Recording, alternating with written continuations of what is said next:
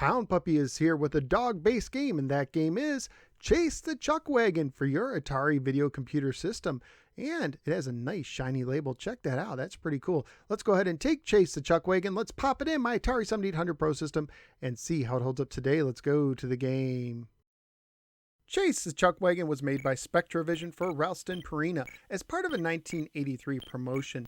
The game was only available through mail order for $12.95 plus either one proof of purchase from a 25-pound or 40-pound bag of Chuck Wagon dog food or two proofs of purchases from 5 or 10-pound packages. Because the game was mail order only and unclaimed copies were destroyed, it is fairly rare, and some consider it a holy grail for the 2600, although there are many other games for the system that are even rarer. At one time, there was even a video game auction website named ChaseTheChuckwagon.com.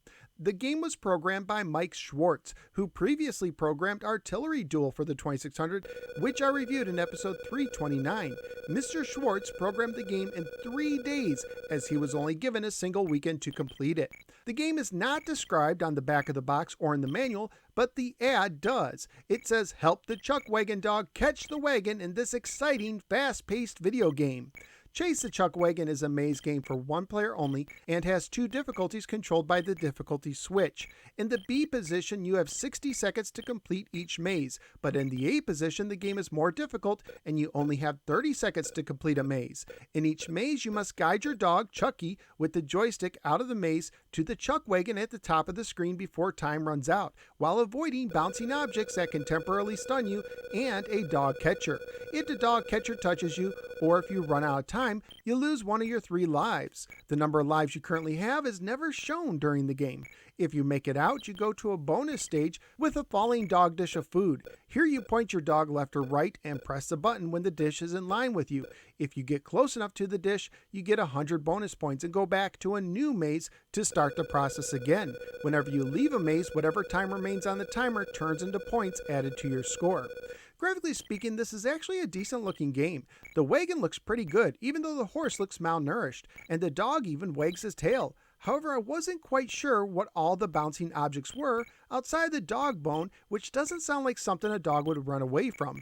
And is that a cat or a fox? And if it's a fox, what does the fox say about mail order promotional video games? Sound and music wise, the sounds were recycled from Artillery Duel and aren't anything special. Family friendly wise, the game would most likely get an E for everyone rating if released today. Currently at PriceCharting.com, the game has a value of $74 loose, $475 complete, which includes a nice silver box along with the original cheaply produced single page of typewritten instructions, and new copies were going for $481.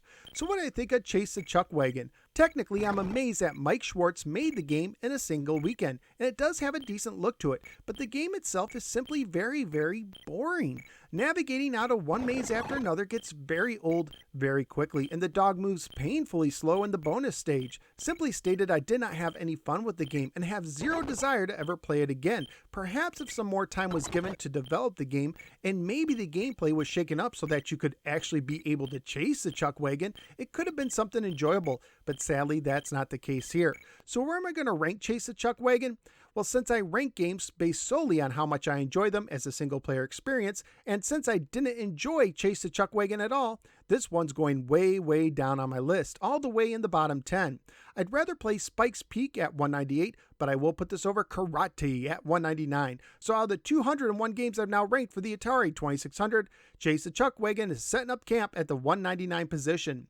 Chase the Chuck Wagon is a terribly boring game and is not worth buying except for die-hard collectors. I feel really bad for the kid in 1983 who didn't have a dog and ate 25 pounds of dog food to get this one. But that's just my opinion. What do you think? Let me know in the comments below.